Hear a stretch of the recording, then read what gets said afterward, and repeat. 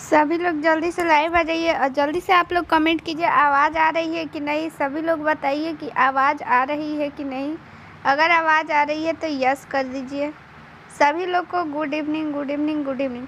चलिए, आवाज़ आ रही है तो सभी लोग को गुड इवनिंग। ठीक है, चलिए हम लोग बिना देरी किए हुए आज का क्लास स्टार्ट करते हैं। और आप सभी लोग जो है डेली आप लोग टाइम से आया कीजिए। ठीक है,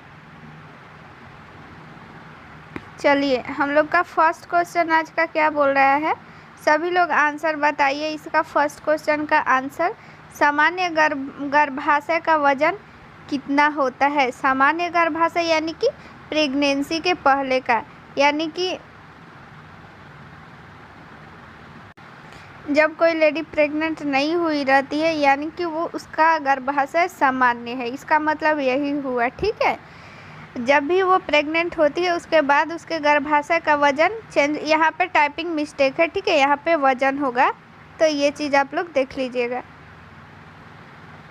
तो चलिए ऑप्शन नंबर हम लोग फर्स्ट देखते हैं। ऑप्शन नंबर फर्स्ट क्या है, 50। यानी यहाँ पे ग्राम में है, यहाँ पे ग्राम दिया हुआ है तो यहाँ पे ग्राम में समझिएगा। ठीक है, 50 ग्राम, 60 ग्राम, 90 ग्राम, 80 ग्राम।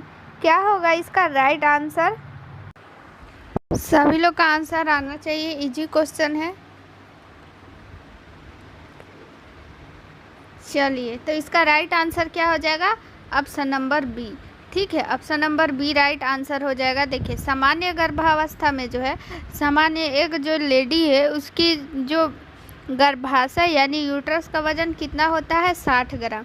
लेकिन वो जो प्रेग्नेंट होती है, जब वो लास्ट स्टेज में रहती है तो उसका जो है गर्भाशय का वजन 900 ग्राम तक चला जाता है। ठीक है, लगभग ये कितना है, 1 केजी। ठीक है, 900 ग्राम आप लोग टिक कीजिएगा, 900 ग्राम तक ये हो जाता है। 60 ग्राम से 900 ग्राम तक ये पहुंच जाता है गर्भाशय का वजन।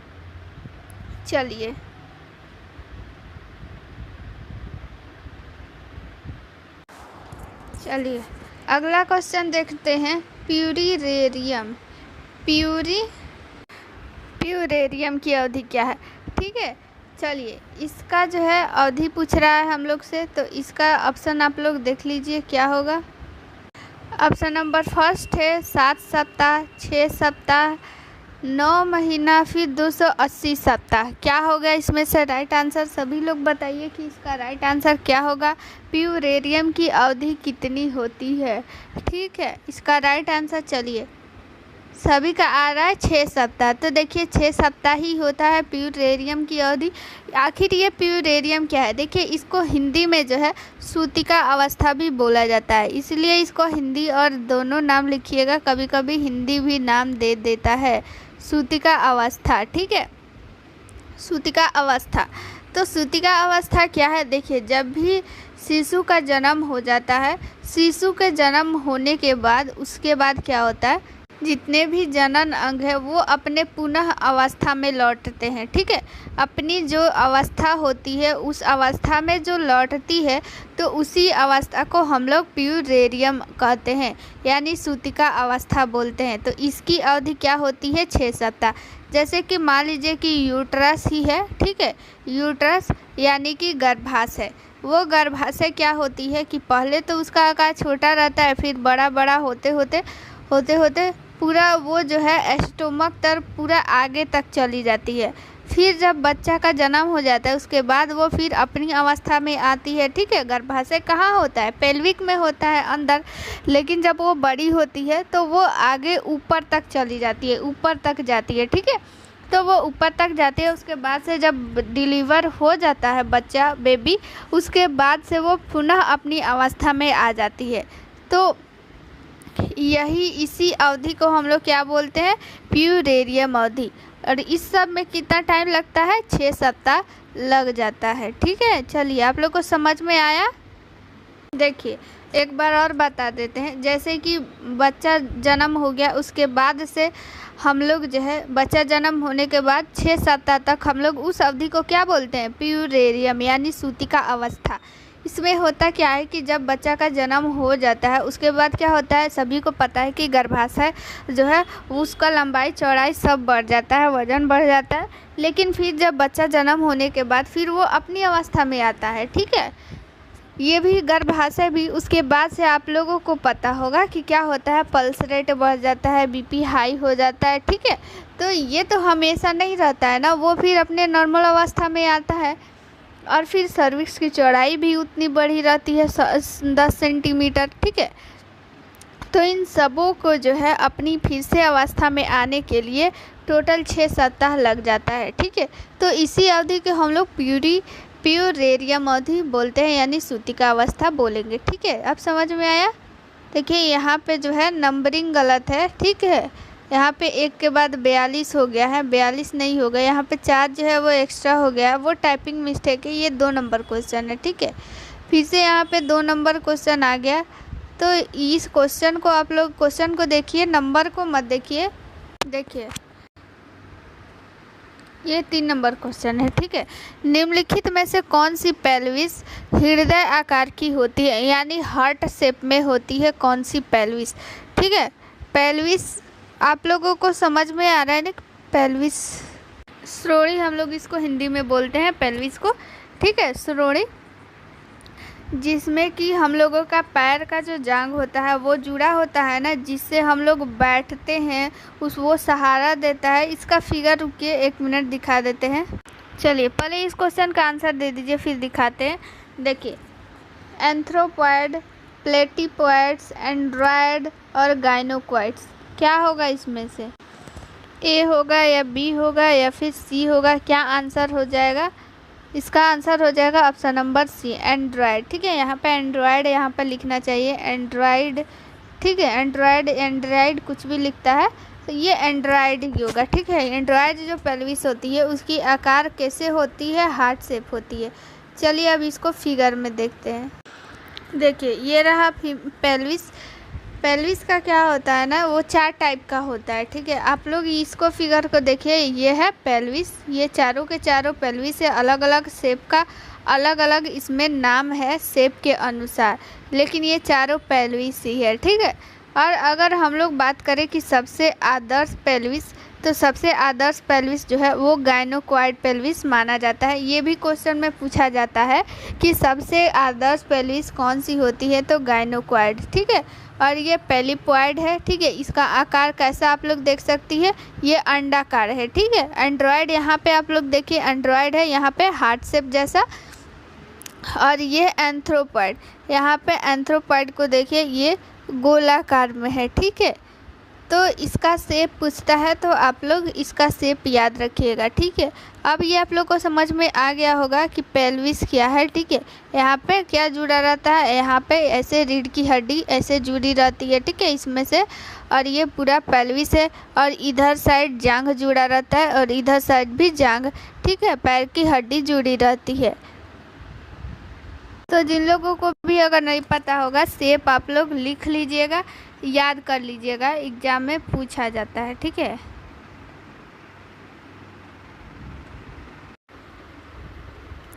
चलिए देखिए, अलग अलग मासिक धर्म में निकलने वाले 2 अंडों का निषेचन कहलाता है।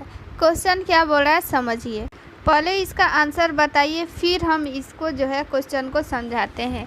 क्या क्वेश्चन बोल रहा है कि अलग अलग मासिक धर्म में निकलने वाले 2 अंडों का निषेचन क्या कहलाता है? सुपरफेटेशन, सुपरफैंक्डेशन, और फिर फेटस पेपीरेसियस और फीटस एकार्डियकस।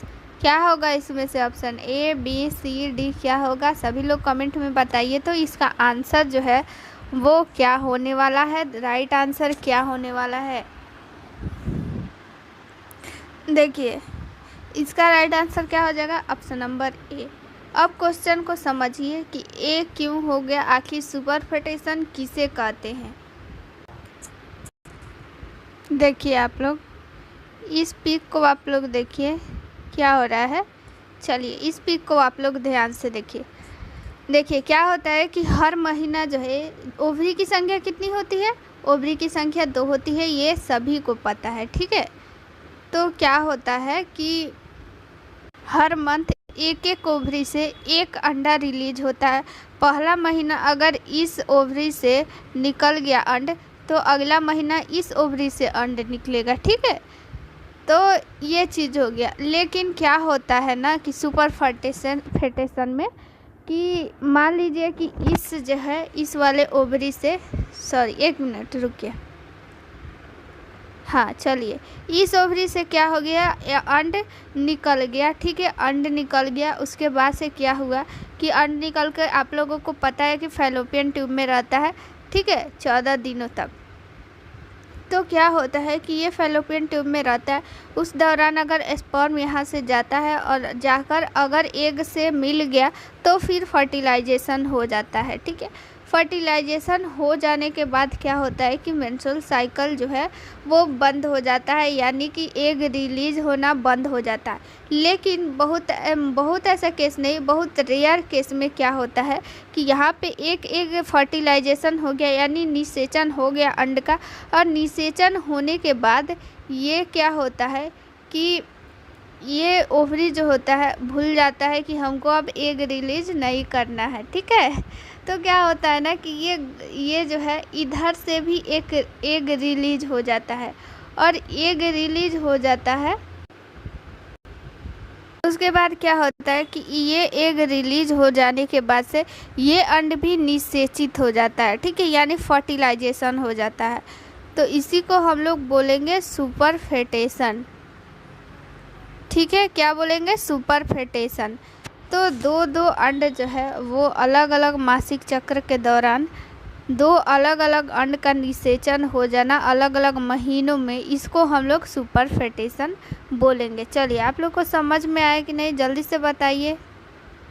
चलिए एक बार और बता देते हैं। देखिए इसमें क्या बोल रहा है कि मान लीजिए इस मंथ एक एग यहाँ से निकला और इस एग का फर्टिलाइजेशन हो गया, यानी निषेचन हो गया, और अगले निषेचन हो जाने के बाद क्या होता है कि अगले महीना जो है वो एग रिलीज होना बंद हो जाता है, यानी कि मेंस्ट्रुअल साइकिल स्टॉप हो जाता है।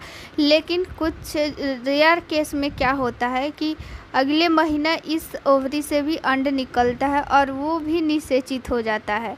तो इसी को हम लोग क्या बोलेंगे, सुपर फेटेशन, ठीक है। ये समझ में आ गया। चलिए अगला क्वेश्चन देख लेते हैं। अगला क्वेश्चन 4 नंबर क्वेश्चन क्या बोल रहा है। चलिए ये तो हो गया, ये 4 नंबर ही क्वेश्चन था। ये 3 और 4 एक ही बार जो है 2 बार आ गया है।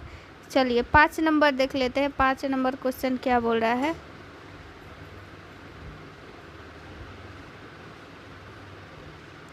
चलिए देखिए, गर्भावस्था में एक महिला जिसके योनि से खून बह रहा है, पेट के निचले भाग में दर्द है, एमेनोरिया अवधि की तुलना में गर्भाशय का आकार जो है वो छोटा है, इस महिला का निदान क्या होगा। देखिए क्वेश्चन क्या बोल रहा है कि क्या हो रहा है कि एक महिला गर्भवती है और उसके योनि से क्या हो रहा है, रक्त का स्राव हो रहा है, और पेट के जो निचले हिस्से में वो क्या हो रहा है कि दर्द हो रहा है।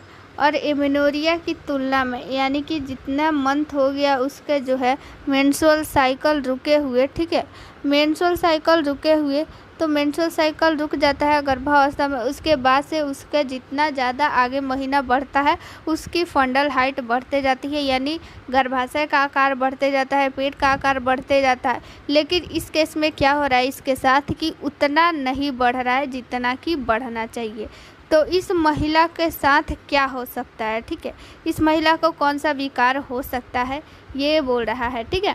तो गर्भपात इसको हो गया है, या फिर पीपीएच हुआ है, या फिर एक्लैम्सिया हो गया, या फिर पीआईडी हुआ है, क्या हुआ है इसको।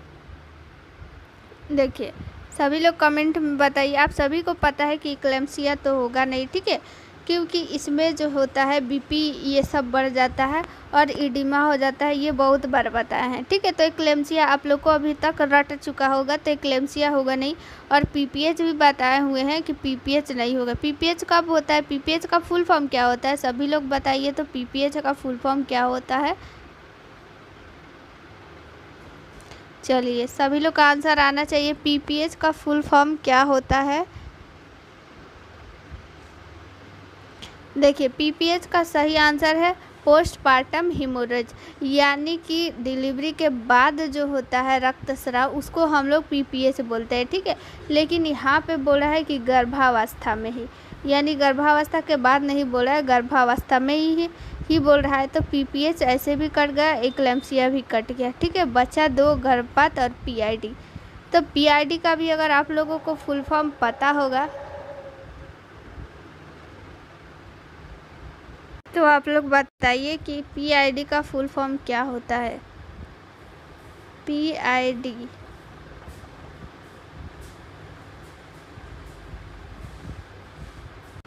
पीआईडी का फुल फॉर्म सभी लोग बताइए। तो देखिए यहाँ पे बहुत कम लोग का आंसर आ रहा है। पी से क्या हो जाएगा, पेल्विक। पी से क्या हो जाएगा, पेल्विक। आप लोग लिख लीजिए अगर नहीं याद है तो। आई से हो जाएगा इन्फ्लामेंट्री और डी से हो जाएगा डिजीज, यानी कि बीमारी। इन्फ्लामेटरी, अगर आप लोगों को कहीं भी इसमें मेडिकल लाइन में अगर इन्फ्ला से रिलेटेड कोई वर्ड आ जाए, इन्फ्लामेटरी, जैसे कि यहाँ पे आ रहा है पेल्विक इन्फ्लामेटरी मतलब होता है सूजन, ठीक है, स्वेलिंग। तो पेल्विक इन्फ्लामेटरी डिजीज यानी कि पेल्विक में सूजन, ठीक है, ये हो गया। और ऑप्शन नंबर ए है गर्भपात।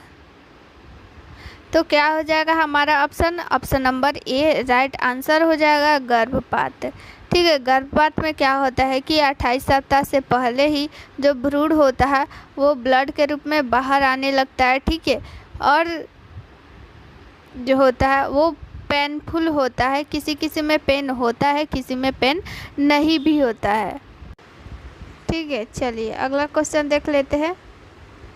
6 नंबर क्वेश्चन, एक्लेम्सिया के प्रबंधन के लिए पसंदीदा दवा, ठीक है। एक्लेम्सिया के प्रबंधन के लिए कौन सा दवा जो है वो फेमस है, तो डायजेपाम की एप्सोइन, मैग्नीशियम सल्फेट, लेबेलाल। क्या होगा इसमें से राइट आंसर बताइए। तो सभी लोग एक्लेम्सिया में कौन सी दवा जो है वो दी जाती है, ये सभी को पता होना चाहिए। एग्ज़ाम में ये क्वेश्चन पूछा जाता है, बहुत ही फेमस क्वेश्चन है, एक्लेम्सिया में कौन सी दवा दी जाती है, ठीक है।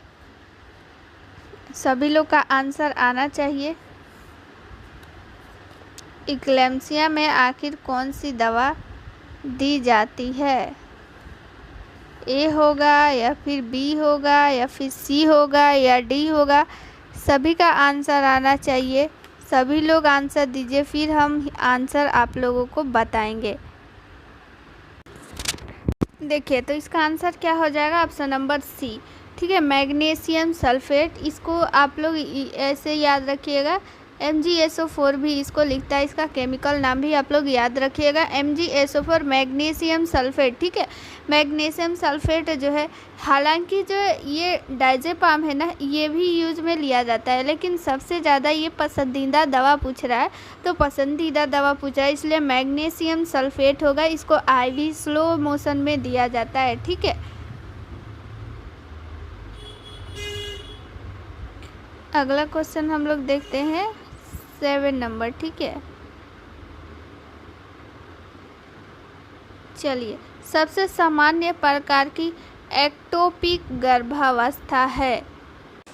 एक्टोपिक मतलब होता है अस्थानिक, यानी जिस स्थान पे गर्भावस्था होना चाहिए उस स्थान पे गर्भावस्था नहीं होता है, ठीक है। देखिए यहाँ पे क्या है, ऑप्शन नंबर फर्स्ट है टूबल गर्भावस्था, डिम्ब ग्रंथि गर्भावस्था, पेट की गर्भावस्था, गर्भाशय ग्रीवा गर्भावस्था। तो क्या होता है ना इसमें, देखिए यहाँ पे जो है, यहाँ पे फैलोपियन ट्यूब होना चाहिए, ठीक है। ये यहाँ पे टाइपिंग मिस्टेक है। तो क्या होता है ना कि इसका ऑप्शन नंबर फर्स्ट हो जाएगा फैलोपियन ट्यूब, ठीक है। तो क्या होता है ना एक्टोपिक गर्भावस्था में कि क्या होता है कि गर्भावस्था में वो तो गर्भाशय में भ्रूण का विकास होता है। लेकिन एक्टोपिक में क्या होता है, इसका क्या होता है, हिंद अस्थानिक, यानी अपने स्थान पे उसका विकास नहीं होता है, दूसरे स्थान पे होगा। ठीक है, दूसरे स्थान में कहाँ होता है, फैलोपियन ट्यूब में ही हो जाता है। ठीक है, फैलोपियन ट्यूब में क्या होता है कि वहाँ पे फर्टिलाइजेशन होता है, उसके बाद फर्टिलाइजेशन के बाद क्या होता है, वो जाइगोट बन जाता है। वो जाइगोट का ट्रांसफ़र हो जाता है किसमें, गर्भाशय में। लेकिन एटॉपिक गर्भावस्था में क्या होता है कि वो गर्भाशय में जाता ही नहीं है, फैलोपियन ट्यूब में ही उसका वृद्धि और विकास होने लगता है। चलिए अब देखिए अगला क्वेश्चन उसी से रिलेटेड है कि एटॉपिक गर्भावस्था के लिए उत्तरदायी कारक है, यानी एटॉपिक जब गर्भावस्था हो गया तो उसका कारक क्या है। ठीक है, PIED इंट्रायूटेराइन डिवाइस है। ठीक है, इंट्रायूटेराइन डिवाइस है, ट्यूबल एस्ट्रिक्टिव सर्जरी और फिर उपरोक्त सभी। ठीक है, अगर मान लीजिए एटॉपिक गर्भावस्था किसी को हो गया तो वो किस कारण से होता है, ये क्वेश्चन में आ रहा है। ठीक है, क्वेश्चन में यही आ रहा है, यही दिया हुआ है कि एटॉपिक गर्भावस्था किस कारण से होता है। ठीक है, तो आप सभी लोग इसका आंसर बताइए। देखिए इस क्वेश्चन का आंसर तो आप सभी लोग का आने लगा ऑप्शन नंबर डी। बहुत अच्छा, आप लोगों को ऑप्शन देख के आंसर आने लगा ऑप्शन नंबर डी। ठीक है, तो देखिए इसमें क्या होता है कि ये ऑप्शन नंबर डी ही सही आंसर होगा। ठीक है, PID मतलब आप लोग को बता दिए थे, और इंट्रायूटेराइन डिवाइस। ठीक है, IUD। ठीक है, IUD का आप लोग नाम जानती होंगी, इसका फुल फॉर्म होता है इंट्रायूटेराइन डिवाइस। ठीक है, ये कॉपर का बना होता है, बहुत बार एग्जाम में आता है कि IUD किसका बना रहता है। ठीक है, तो ये किस चीज़ का बना रहता है, कॉपर और प्लास्टिक का मिलकर के ये बना रहता है IUD।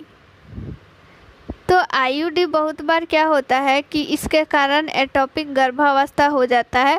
बहुत बार जो IUD फेल हो जाता है उसके कारण से गर्भावस्था, एटॉपिक गर्भावस्था हो जाता है। IED भी एक प्रकार का, IED मतलब इन्फ्लामेशन जब हो जाता है पेल्विक में, बहुत सारा इसका भी कारण है, तो इस कारण से भी एटॉपिक गर्भावस्था होता है। और tubal extractive surgery, tube, fallopian tube की जब सर्जरी हो गई रहती है, ठीक है, सर्जरी हुई रहती है, तो क्या किया जाता है कि फैलोपियन ट्यूब को क्या कर दिया जाता है, यहाँ पे काट के तो रास्ता बंद कर दिया जाता है, काट के बांध दिया जाता है।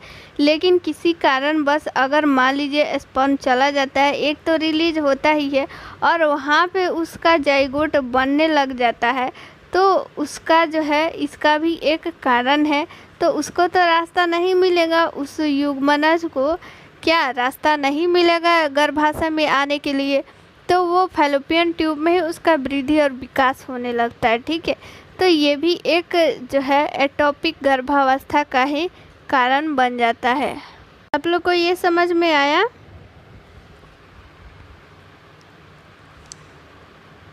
चलिए एक बार और बता देते हैं। देखिए क्या होता है एटॉपिक गर्भावस्था, पहले आप लोग समझिए कि किसे बोलते हैं। देखिए एटॉपिक गर्भावस्था मतलब, एटॉपिक मतलब होता ही है अस्थानिक। ठीक है, अस्थानिक इसका हिंदी होता है। अस्थानिक मतलब अपने स्थान पे, मतलब क्या होता है, नहीं होता है। ठीक है, तो यानी कि वो अपने स्थान पे, वो गर्भावस्था जहाँ होना चाहिए वहाँ पे नहीं हो रहा है।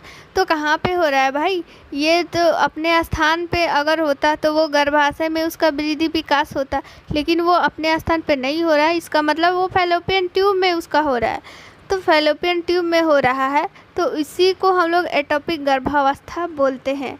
तो ये किस किस कारण से हो सकता है, ये है क्वेश्चन, किस किस कारण से। तो ये सभी जो आप लोग को दिख रहा है option number A, B, C, D तीनों का कारण है एटॉपिक गर्भावस्था। ठीक है, चलिए अगला क्वेश्चन इम्पोर्टेंट है।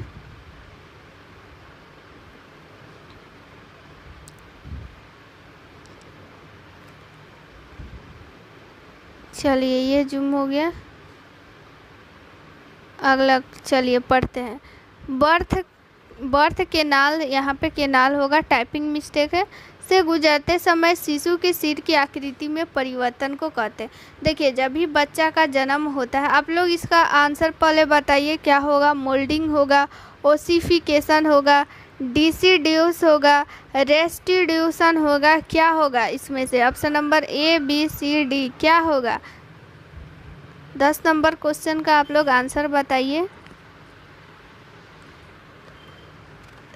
देखिए, आप लोग तुक्का मत लगाइए, क्या हो जाएगा इसका? ऑप्शन नंबर ए, मोल्डिंग।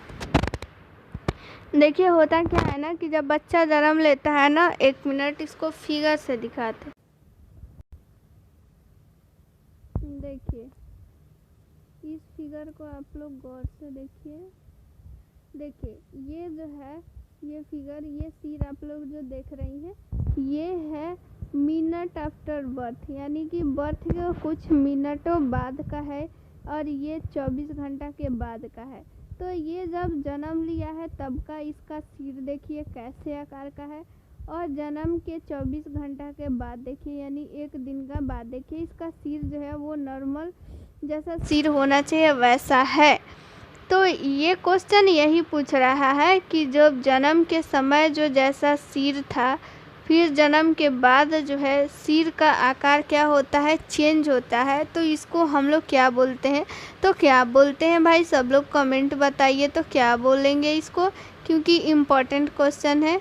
इसको बोलेंगे हम लोग मोल्डिंग। ठीक है, क्या बोलेंगे? मोल्डिंग। समझ में आ गया? बर्थ के नाल से गुजरते समय शिशु के आकार में परिवर्तन को क्या बोलेंगे? मोल्डिंग बोलेंगे। ठीक है, अगला क्वेश्चन देख लेते हैं।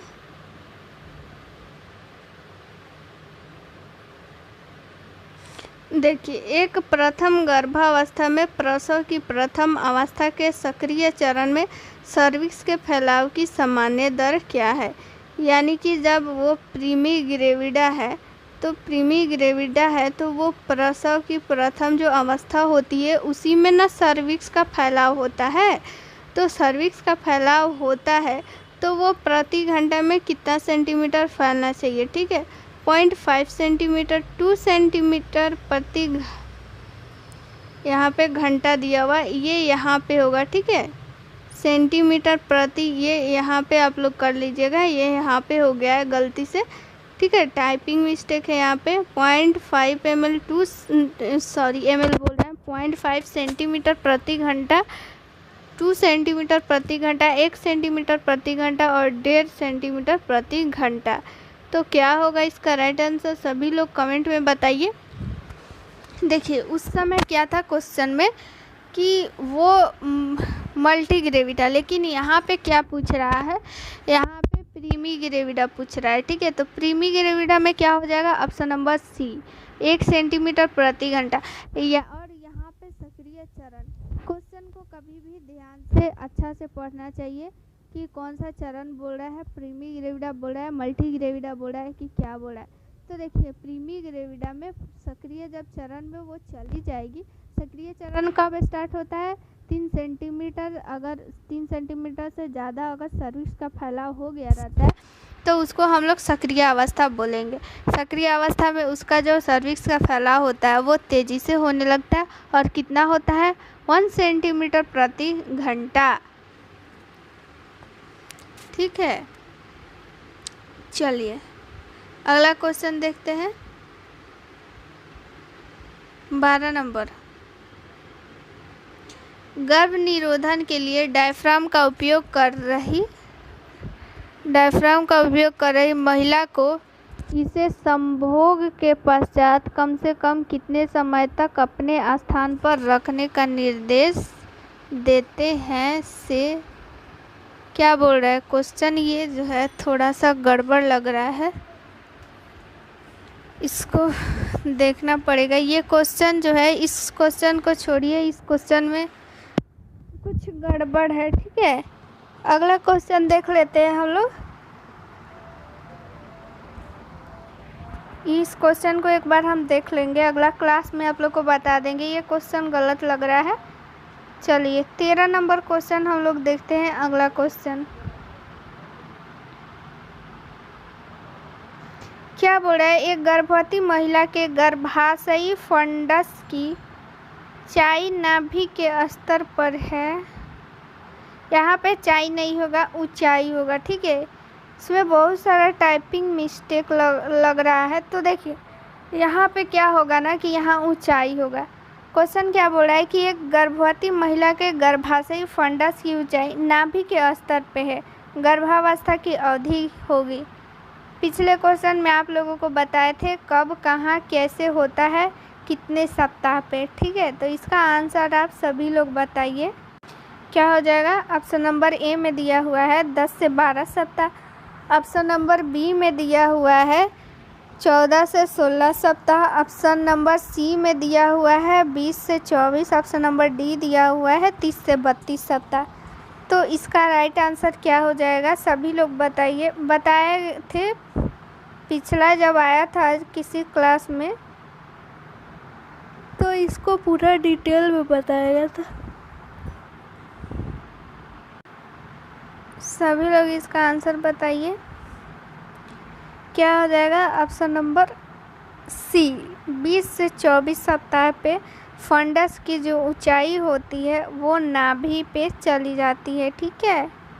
यहाँ पे देखिए आप लोग इस फिगर में देखिए, ये क्या है, पेल्विस बोन है और ये बीच में एम्ब्लिकस यानी कि नाभि, और ये हमारा क्या हो जाएगा, डायफ्राम, ठीक है, जो कि सांस लेने में मदद करती है। तो ये डायफ्राम हो गया। तो इसी तीनों को लेकर के हम लोग फंडस की ऊंचाई मेजरमेंट करते हैं, मापते हैं किस सप्ताह पे किसके बीच होता है। तो नाभि पे 20 से 24 सप्ताह पे रहता है, ये आप लोग याद रखिएगा। चलिए हम लोग अब अगला क्वेश्चन देख लेते हैं 14 नंबर।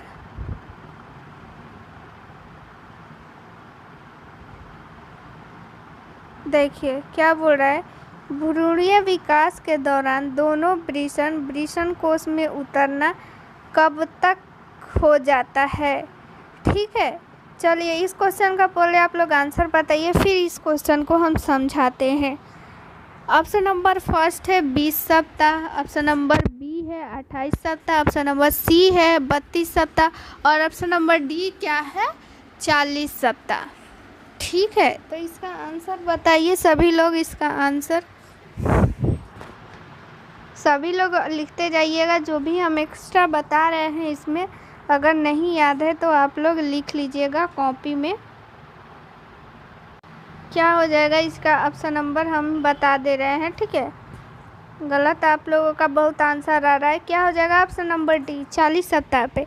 देखिए होता क्या है, अगर भ्रूण क्या है ना कि वो अगर मेल है यानी कि वो पुरुष है अगर भ्रूण, तो क्या होता है कि उसका वृषण जो होता है, वृषण कहाँ होता है, वृषण कोश में क्या होता है, वृषण रहता है, ठीक है। ये आप लोग को एक फिगर, रुके एक मिनट, ये क्या हो गया, उदर हो गया और ये उसका पैर हो गया, दोनों ये ऐसे पैर हो गया और बाहर के तरफ ऐसे निकला हुआ रहता है क्या, वृषण कोश, ठीक है। एक मिनट, चलिए ये पेट हो गया और बाहर की तरफ ये वृषण कोश निकला हुआ रहता है। लेकिन जो भ्रूण होता है ना उसको, उसमें क्या होता है कि वो स्टार्टिंग से ही वृषण कोश बाहर नहीं रहता है, वो उदर में ही रहता है यानी पेट के अंदर ही रहता है। लेकिन 20 सप्ताह क्या होता है, 40 सप्ताह के लगभग में वो बाहर आ जाता है, ठीक है, उदर के बाहर आ जाता है। तो उदर के बाहर आने में वृषण कोश को कितना टाइम लगता है, 40 सप्ताह। इम्पोर्टेंट क्वेश्चन है, याद रखिएगा, ठीक है। वृषण कोश कहाँ रहता है भ्रूण में, उदर में रहता है और 40 सप्ताह के बाद क्या हो जाता है कि वो बाहर आता है, ठीक है। अगला क्वेश्चन 15 नंबर क्वेश्चन देख लेते हैं। एक गर्भवती महिला की देखभाल कर रही नर्स को पूछा जाता है कि स्तनपान कब प्रारंभ करना है, उचित जवाब क्या है। अगर मान लीजिए कि आप लोगों के पास कोई गर्भवती महिला आती है और वो आप लोगों से ये क्वेश्चन पूछती है कि जब उसका क्या होता है कि डिलीवरी हो जाता है उसके बाद उसको स्तनपान कब से आरंभ करना चाहिए। क्वेश्चन यही है सीधा सा। तो ऑप्शन नंबर फर्स्ट है प्रसव के यथाशीघ्र बाद, प्रसव के 4 घंटे बाद, प्रसव के 6 घंटे बाद, प्रसव के 8 घंटे बाद। तो आप लोगों का आंसर क्या होगा? इसका आंसर तो भाई सभी का आना चाहिए, ठीक है, सबका आंसर आना चाहिए। सबको इसका आंसर बताइए क्या हो जाएगा? ए होगा, बी होगा, सी होगा, डी होगा, क्या होगा? सभी लोग आंसर दीजिए, क्या हो जाएगा ना इसका आंसर? सभी लोग का बहुत ही राइट आंसर आ रहा है, ठीक है। तो सबका क्या आ रहा है? ऑप्शन नंबर ए आ रहा है, जो कि option number A right answer है। चलिए हम लोग अब देखते हैं 16 नंबर। इम्पोर्टेंट क्वेश्चन है, ये क्वेश्चन भी बहुत बार पढ़ाया गया है। डॉपलर द्वारा गर्भस्थ शिशु के हृदय की प्रथम गति को सुना जा सकता है। यानी डॉपलर, आप सभी को पता है डॉपलर क्या करता है कि हृदय की गति को बताता है कि कितना है उसमें, ठीक है।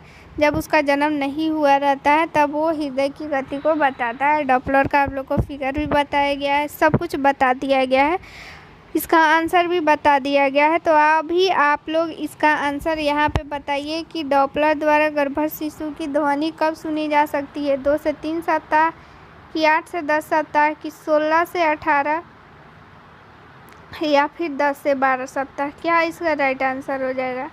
सभी लोग बताइए। तो डॉपलर आप सभी को पता है, ठीक है। डॉपलर से क्या किया जाता है? हृदय की गति की ध्वनि सुनी जाती है। तो राइट आंसर बी आ रहा है, जो कि बिल्कुल ही सही आंसर है। Option number B right answer आ रहा है। चलिए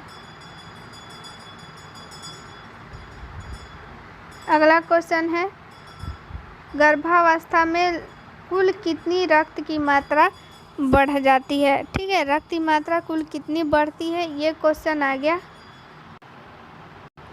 तो यहाँ पे देखिए ऑप्शन नंबर ए में दिया है 100 फीट, 2000 फीट, 1500 ml और फिर यहाँ पे दिया हुआ है 500 ml। तो कितनी मात्रा बढ़ जाती है आप लोग बताइए। इम्पोर्टेंट क्वेश्चन है, कितनी मात्रा बढ़ जाती है?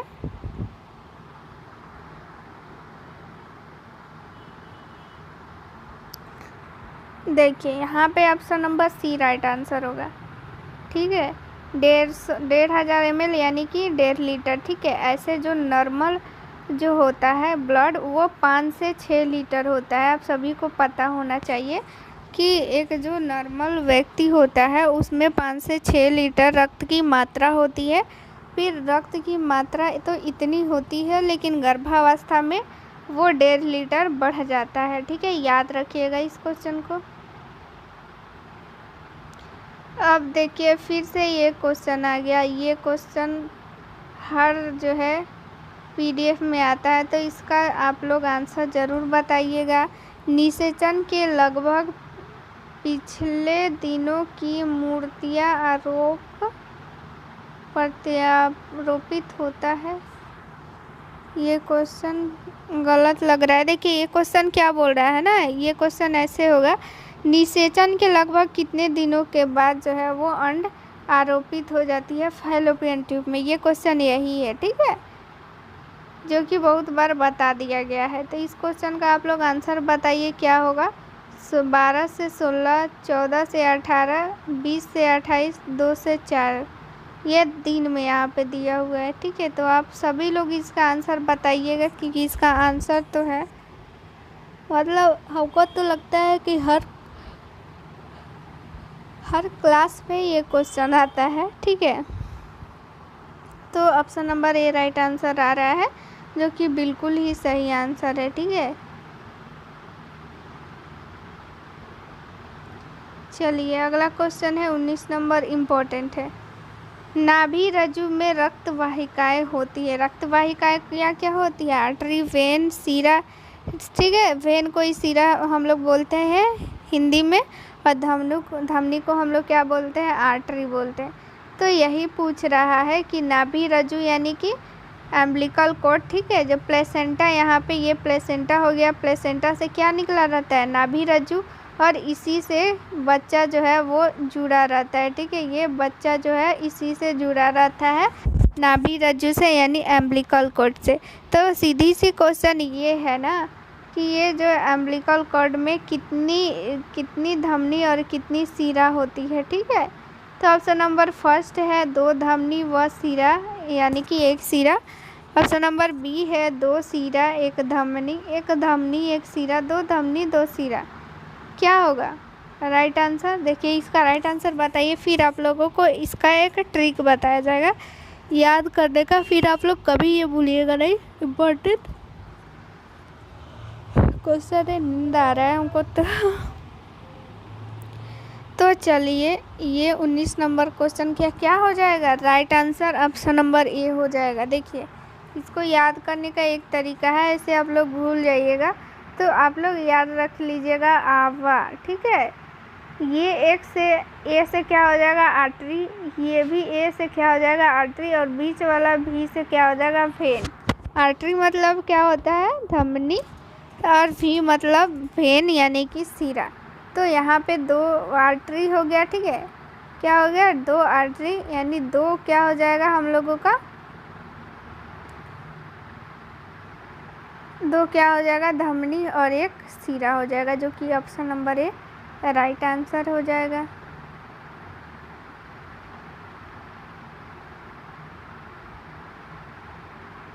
अगला हम लोग क्वेश्चन देखेंगे अब।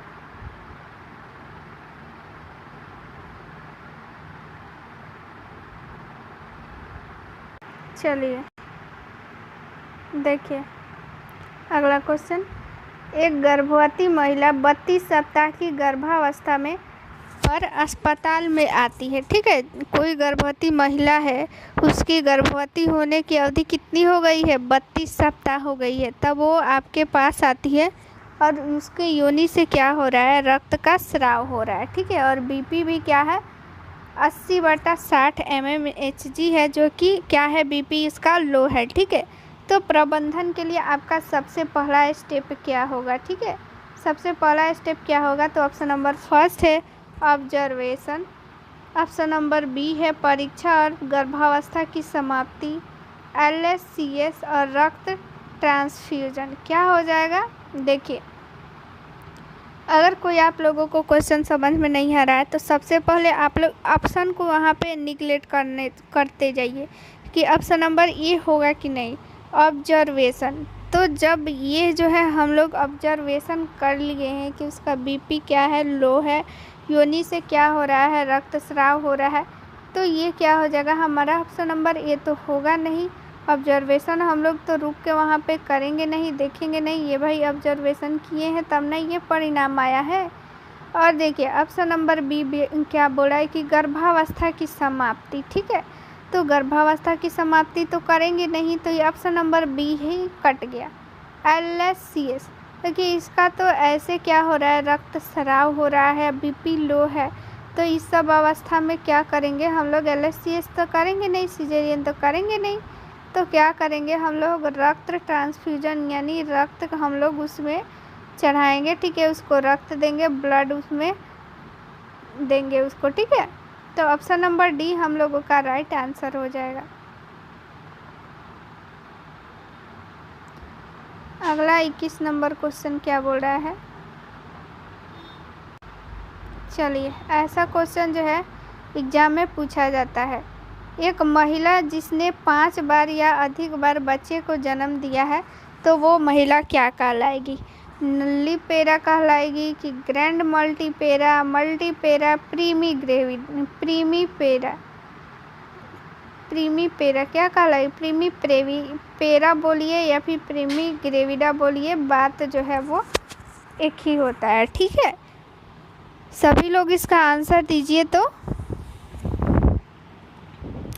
अधिकतर लोग का अभी तक तो ऑप्शन नंबर सी आ रहा है, सी आ रहा है, बी आ रहा है, ए आ रहा है।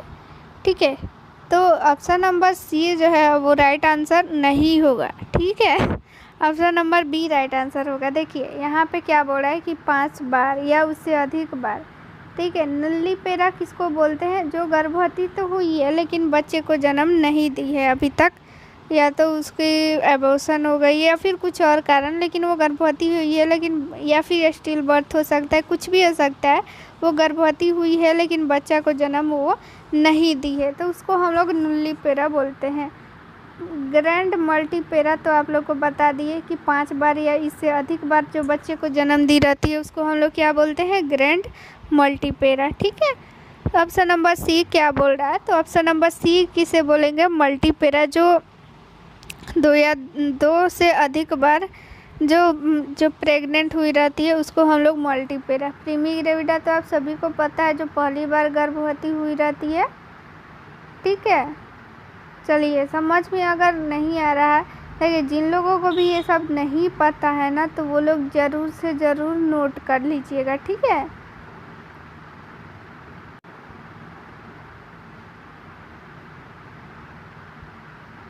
अगला क्वेश्चन हम लोग देखते हैं।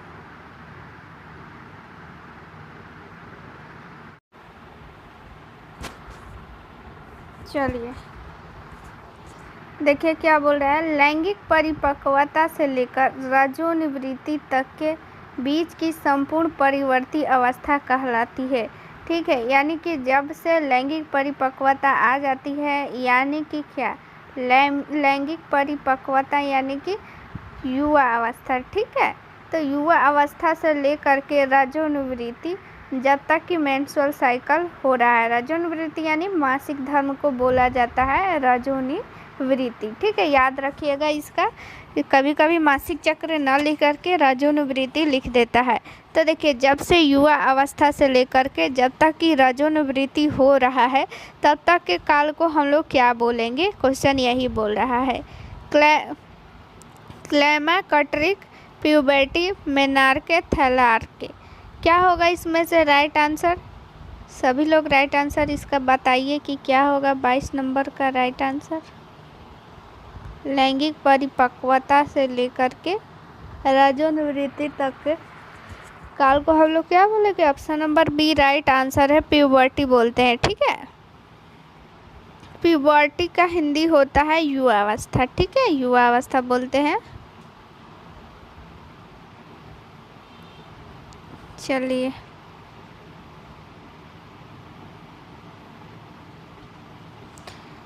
तेईस नंबर देखते हैं। निम्न में से कौन सा अंतर्गर्भाशयी वृद्धि अवरोध का कारण नहीं है? ठीक है, यानी कि क्वेश्चन ये बोल रहा है कि अंतर्गर्भाशयी वृद्धि यानी कि गर्भाशय के अंदर जो भी भ्रूण है या फिर गर्भाशय है उसकी वृद्धि, जब गर्भाशय की वृद्धि होगी तभी तो भ्रूण की विकास होगा। तो यही पूछ रहा है कि इसमें से कौन सा जो कारण है वो उसका अवरोध का कारण नहीं है। तो गर्भकालीन मधुमेह, एनीमिया, गर्भावस्था प्रेरित उच्च रक्तचाप और मातृ हृदय रोग, इनमें से क्या होगा जो कि वृद्धि का अवरोध का कारण नहीं होगा? ठीक है, क्वेश्चन ये बोल रहा है ए होगा, बी होगा, सी होगा, डी होगा, क्या होगा? तो देखिए इसका क्या होगा ना कि इसका राइट आंसर ए हो जाएगा, गर्भकालीन मधुमेह। बाकी ये जो एनीमिया है और हाई ब्लड प्रेशर और ये जो है हार्ट डिजीज, ये सारा जो है अंतर्गर्भाशयी वृद्धि का अवरोध का कारण बन सकता है। ठीक है, अगला क्वेश्चन कह रहा है भ्रूण की खोपड़ी में सूचर लाइन में उपस्थित चौड़ी जगह को क्या बोलते हैं? ठीक है, ये कल भी इस टाइप का आप लोगों के सामने क्वेश्चन आया हुआ था, तो आज फिगर के माध्यम से हम लोग देख लेंगे। फिलहाल अभी इसको आंसर बताइए कि भ्रूण की खोपड़ी में जो सूचर लाइन होती है उसकी चौड़ी जगह को हम लोग क्या बोलते हैं? डायमीटर, फंटानेल, ब्रोकिलाई, क्या होगा इसमें से राइट आंसर? सभी लोग बताइए। तो देखिए आंसर जो है बी आ रहा है, बी आंसर सही है, फंटानेल। ठीक है, फंटानेल जो है राइट आंसर होगा। चलिए इसको हम लोग फिगर में देखते हैं। तो देखिए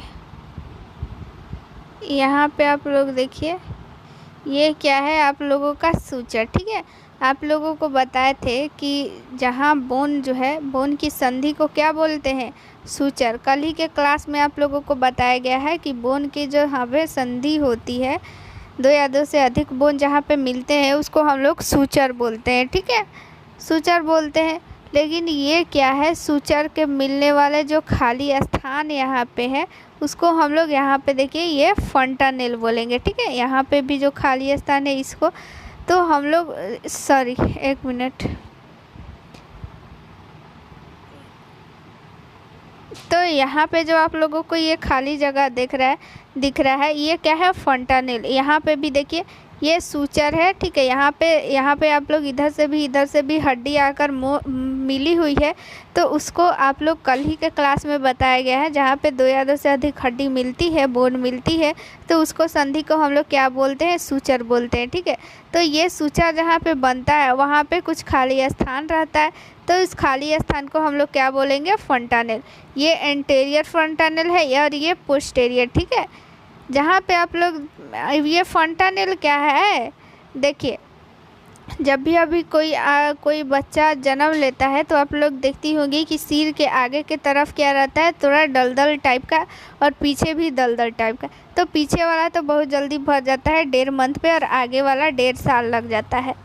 तो वही है फंटानेल, ठीक है, वही है फंटानेल। वो जो खाली स्थान बच जाता है ना, तो वही है फंटानेल। बाद में जा कर के वो क्या हो जाता है, जुड़ जाता है। तो चलिए आप लोग को फंटानेल समझ में आ गया। जो भी आगे का खाली स्थान दलदल टाइप को आप लोग कभी कभी टच की होंगी, वहाँ पे आगे जो ऐसा सिर होता है, सिर के जो ऊपर वाले हिस्से में दलदल रहता है, वही है फंटानेल, ठीक है।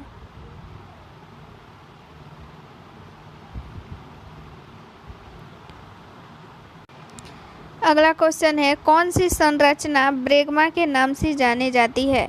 इसमें से कौन सा एक नाम है जिस नाम को हम लोग ब्रेगमा के नाम से भी जानते हैं। इम्पोर्टेंट क्वेश्चन है, ठीक है। एंटेरियर फ्रंटानेल, पोस्टेरियर फ्रंटानेल, और फिर लैम्डोइड सूचर की फ्रंटल सिवनी। क्या होगा इसका राइट आंसर, ए होगा, बी होगा, सी होगा, डी। आप लोग जो है लिखते चलिएगा किसका कितना सही हुआ है। लास्ट में आप सभी लोग अपना आंसर बताइएगा कि कितना सही हुआ है, ठीक है। और जो भी एक्स्ट्रा इसमें का थ्योरी बताया जा रहा है वो ज़रूर से ज़रूर आप लोग नोट कीजिएगा, क्योंकि देखिए इसमें आप लोगों का थ्योरी और ऑब्जेक्टिव दोनों साथ साथ में यहाँ पे आप लोगों का क्लियर होते जा रहा है, ठीक है। तो चलिए यहाँ पे राइट आंसर क्या हो जाएगा, एंटेरियर फंटानेल। एंटेरियर मतलब आगे, ठीक है। अग्र वाला जो खाली जगह होता है सिर के आगे वाला, तो उसको हम लोग एंटेरियर फ्रंटानेल बोलते हैं। साथ में ब्रेगमा भी बोलते हैं, उसका दो नाम है, ठीक है।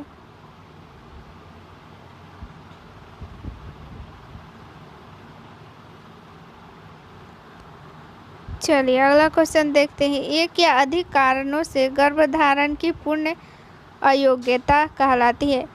देखिए यहाँ पे सीधी से क्वेश्चन ये बोल रहा है कि पूर्ण अयोग्यता, गर्भधारण की पूर्ण अयोग्यता, यानी कि उसमें गर्भधारण की क्षमता नहीं है, गर्भधारण की क्षमता वो खो चुकी है, तो उसको हम लोग क्या बोलेंगे, यानी वो गर्भधारण नहीं कर सकती है, वो माँ नहीं बन सकती है, ठीक है। इम्पोर्टेंस बोलेंगे कि इनफर्टिलिटी बोलेंगे कि फर्टिलिटी बोलेंगे कि एस्टिरिलिटी बोलेंगे, क्या बोलेंगे, इसका राइट आंसर सभी लोग बताइए। तो देखिए इसका जो है इंग्लिश नाम लिखा हुआ है। एग्जाम में ऐसे ही करता है क्वेश्चन को हार्ड बनाने के लिए। क्वेश्चन है तो इजी, लेकिन इसको थोड़ा सा इसमें ट्विस्ट ला दिया है, इंग्लिश में दे दिया है। तो बी राइट आंसर आ रहा है, बी ही राइट आंसर होगा। देखिए इनफर्टिलिटी मतलब होता है बांझपन या फिर नपुंसकता, ठीक है। बांझपन भी बोलते हैं इसको, हिंदी में इसको बांझपन बोलते हैं। तो जब भी गर्भधारण की वो जो पूर्ण क्षमता जो है ख़त्म हो जाती है तो उसको इनफर्टिलिटी बोलते हैं, यानी बांझपन बोलते हैं। अगला क्वेश्चन देख लेते हैं। चलिए प्री इक्लेम्सिया का निश्चित उपचार क्या है, ठीक है। प्री इक्लेम्सिया का इसमें निश्चित उपचार पूछ रहा है कि क्या है। देखिए अब प्री इक्लेम्सिया के बारे में हम बहुत बार बता चुके हैं। यहाँ पे आप लोगों अगर नहीं लिखिएंगे तो ये आप लोगों की गलती है, बहुत बार बताया गया है प्री इक्लेम्सिया क्या है। तो इसका अब यहाँ पे उपचार पूछा जा रहा है कि अगर प्री इक्लेम्सिया के पेशेंट आकर आपके पास आ जाता है तो उसका उपचार क्या होगा? बाह्य पार्श्व स्थिति, गर्भावस्था की समाप्ति, उच्च प्रोटीन आहार, मैग्नीशियम सल्फेट। क्या होगा इसका राइट आंसर? देखिए यहाँ पे उच्च प्रोटीन आहार कैसे होगा, क्योंकि वहाँ नहीं होगा ना, क्योंकि वहाँ पे उसका तो खुद प्री एक्लेम्पसिया पेशेंट के क्या लक्षण होता है? प्रोटीन यूरिया बढ़ जाता है, यूरिया में प्रोटीन की मात्रा बढ़ जाता है, ठीक है, ये लक्षण है। और क्या लक्षण है? हाई ब्लड प्रेशर है, ठीक है, और सूजन हो जाता है। ये सारा लक्षण जो है प्री एक्लेम्पसिया का है। तो प्री एक्लेम्पसिया, एक्लेम्पसिया, ये सारा का क्या उपचार होता है? ऑप्शन नंबर डी, ठीक है, मैग्नीशियम सल्फेट, MgSO4। अभी बताए थे, पिछले क्वेश्चन में भी बताए थे MgSO4 के बारे में। IV दिया जाता है, ये एक प्रकार का इंजेक्शन है, ठीक है, IV स्लो दिया जाता है। देखिए यहाँ पे ऑप्शन नंबर बी आंसर दिया है, जो कि एकदम गलत है। गर्भावस्था की समाप्ति हम लोग थोड़ी करेंगे, ये गलत इसमें ऑप्शन में आंसर दिया हुआ है। चलिए 28 नंबर क्वेश्चन देखते हैं। फीमेल पेल्विक का उच्चतम व्यास होता है, यानी इसमें से कौन सा व्यास है जो कि उसका व्यास, उसका जब हम लोग मेजरमेंट करेंगे तो सबसे ज़्यादा होगा, ठीक है। फीमेल पेल्विस का उच्चतम व्यास इसमें कौन सा होगा? चलिए ऑप्शन नंबर फर्स्ट है इंटीरियर पश्च व्यास, ट्रांसवर्स व्यास, तिरछा व्यास और सभी। क्या हो जाएगा? तो देखिए यहाँ पे अब आप लोग सही मत मार दीजिएगा, क्योंकि यहाँ पे सही कैसे होगा? सबका व्यास थोड़ी उच्च होगा, किसी एक का ही होगा। तो इसीलिए बोलते हैं बार बार कि ऑप्शन को भी थोड़ा और क्वेश्चन को भी समझ के आंसर दीजिएगा लो, ठीक है। तो ऑप्शन नंबर बी तो ऐसे ही, डी ऐसे ही कट गया और ये 3 ऑप्शन बचा। 3 ऑप्शन में से ही एक राइट आंसर होगा। तो ABC में से कौन सा इसका आंसर होगा? तो देखिए इसका आंसर जो हो जाएगा ऑप्शन नंबर बी, ट्रांसवर्स व्यास। तो ये रहा फीमेल पेल्विक। देखिए फीमेल पेल्विक के जो ये अंदर वाला ये आप लोग को खाली स्थान दिख रहा है, ये ब्रिम कहलाता है, ठीक है। तो इस ब्रिम के जो भी खाली स्थान है, इसी से हम लोग फीमेल पेल्विक की हम लोग मापते हैं व्यास, ठीक है। तो ट्रांसवर्स यानी कि ऐसे, ठीक है, क्षैतिज को हम लोग बोलते हैं ट्रांसवर्स। तो ये ऐसे सीधे लाइन को हम लोग ट्रांसवर्स बोलेंगे। तो इसी लाइन का जो व्यास होगा वो सबसे ज़्यादा होता है, ठीक है। कितना होता है? 13 सेंटीमीटर होता है। कितना होता है? 13 सेंटीमीटर। एग्जाम में ये भी पूछ सकता है कि ट्रांसवर्स जो होती है उसकी लंबाई सबसे ज़्यादा होती है, लेकिन कितनी होती है? तो 13 सेंटीमीटर आप लोग याद रखिएगा, 13 सेंटीमीटर होती है, ठीक है। कितना आप लोग याद रखिएगा? 13 सेंटीमीटर याद रखिएगा।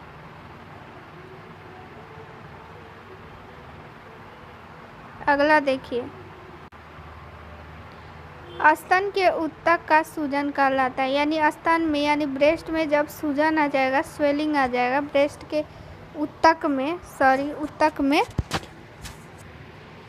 यानी कि टिश्यू में, ठीक है, इसको इंग्लिश में टिश्यू बोलते हैं। तो चलिए अब आवाज़ आ रही है। चलिए तो ब्रेस्ट के जब टिश्यू में क्या हो जाएगा? सूजन आ जाएगा, तो उसको हम लोग क्या बोलेंगे? सीधी से क्वेश्चन यही है, सेल्पुजाइटिस, एंडोमेट्रिस, मेस्टाइटिस, मेस्टेटोमी। क्या होगा? आप सभी को बताए थे कि जहाँ पे सूजन आए वहाँ पे टाइटिस मतलब कि आ जाएगा लास्ट में इटिस, ठीक है। तो इसमें भी एक इसी ऑप्शन में है, एक इसमें ऑप्शन में है, ए और सी में ऑप्शन में है, ठीक है, इटिस लास्ट में। तो जिसमें भी इटिस जो लास्ट में रहता है उसका हम लोग रिलेट सूजन से करते हैं, उसका मतलब सूजन ही होता है, ठीक है। तो ए और सी में से ही राइट आंसर हो जाएगा, बी और डी तो ऐसे ही कट गया। तो देखिए एग्जाम में चूँकि नेगेटिव मार्क है, सभी लोग को पता है, तो आप लोग कम से कम कोशिश कीजिएगा तुक्का लगाने के लिए, क्योंकि 1/4 है, ठीक है, 1/4। अगर मान लीजिए किसी क्वेश्चन को एकदम नहीं पता तो उसको आप लोग छोड़ दीजिएगा, अगर कन्फ्यूज़न वाला है तो क्वेश्चन का आंसर लगा दीजिएगा। तो इसमें क्या हो जाएगा? ऑप्शन नंबर सी, मेस्टाइटिस बोलेंगे। अगर स्तन के ऊतक में सूजन हो जाता है तो उसको हम लोग क्या बोलते हैं? मेस्टाइटिस।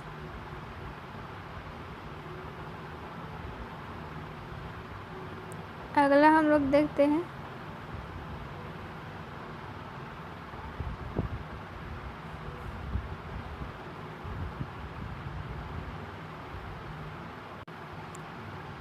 चलिए, भ्रूण परिसंचरण का वह भाग जो कि जन्म के पश्चात फोसा ओवेलिस बन जाता है। ठीक है, फोसा ओवेलिस बन जाता है।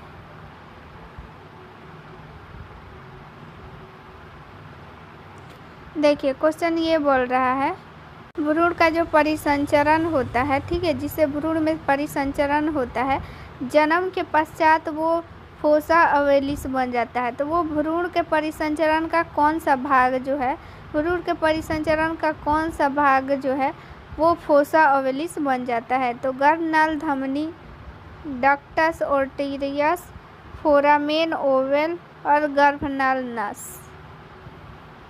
तो यहाँ पे आप लोग को याद करने का एक सीधी सी तरीका है। देखिए, इसमें ट्रिक है ये कि देखिए यहाँ पे ओवेलिस आ रहा है और यहाँ भी ओवेल आ रहा है, तो क्या हो जाएगा, इससे आप लोग रिलेट कर सकती हैं। ठीक है, अगर यहाँ पे, क्योंकि ये जो है थोड़ा इंग्लिश नेम है, थोड़ा सा उल्टा टाइप का, तो ये आप लोग भूल जाइएगा। तो ये वर्ड से वर्ड आप लोग रिलेट कर लीजिएगा। तो आप लोग याद रखिएगा कि भ्रूण का जो है वो फोरामेन ओवेलस आगे चलकर फोस ओवलियस बन जाता है। ये उतना इम्पोर्टेंट क्वेश्चन नहीं है, इसलिए इसको उतना डीप में नहीं करेंगे। चलिए,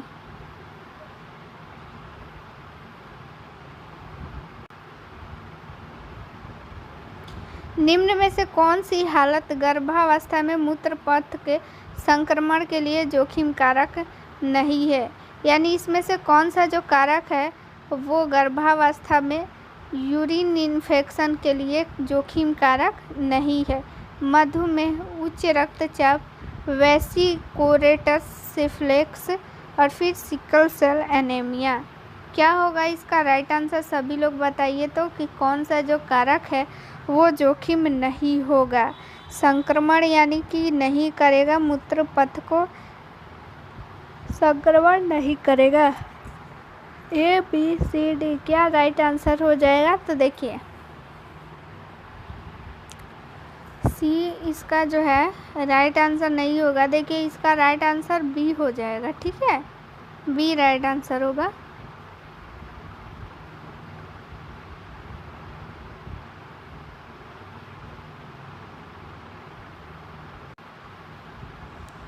तो देखिए, ये क्वेश्चन इसको छोड़िए, ये क्वेश्चन जो है वो गलत है उस टाइम। अगला हम लोग देखते हैं। देखिए, ये क्वेश्चन इम्पोर्टेंट है। क्वेश्चन क्या बोल रहा है कि लेटेज फेज और अलर्ट लाइन एवं क्रिया रेखा आदि शर्तें किस संदर्भ में प्रयुक्त होती है? यानी ये सब जो आप लोग को वर्ड दिख रहा है, लेटेंट फेज, अलर्ट लाइन, क्रिया रेखा, ये सब किस चीज़ पे दर्शाया जाता है? बायोफिजिकल प्रोफाइल या फिर गैर तनाव परीक्षण या एमनियोसेंटेसिस या फिर पार्टोग्राफ, इसमें से किस में ये सारा कुछ जो है दर्शाया जाता है? ठीक है, सभी लोग इसका आंसर बताइए। इसका जो है सभी लोग आंसर बताइए। ये सबको पता होगा कि ये सारा कुछ हम लोग किस में भरते हैं, किस में भरते हैं। राइट आंसर डी होगा। सबका डी आंसर आ रहा है, बहुत अच्छा। डी ही आंसर इसका राइट आंसर होगा।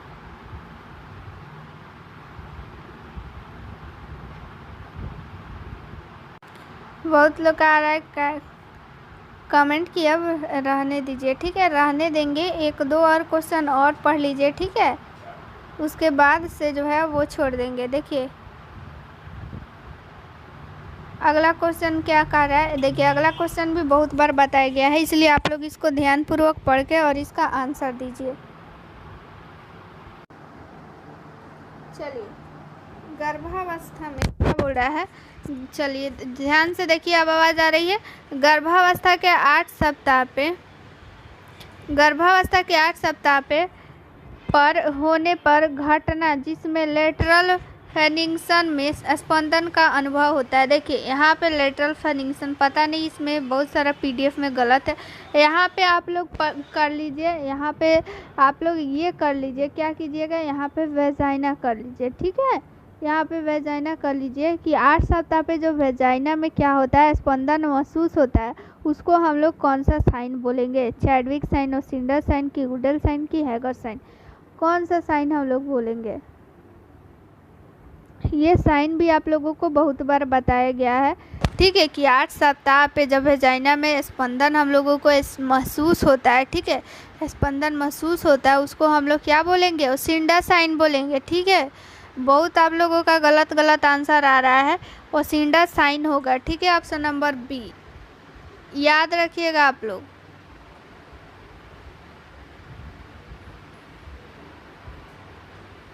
चलिए अब आज के लिए इतना ही रहने देते हैं, कल करेंगे हम लोग अगला क्लास। अच्छा से पढ़ के आप लोग आइएगा। थ्योरी का भी PDF अपलोड कर दिया गया है, तो उसको आप लोग पढ़ के आइएगा ताकि आप लोगों को समझ में आएगा, ठीक है।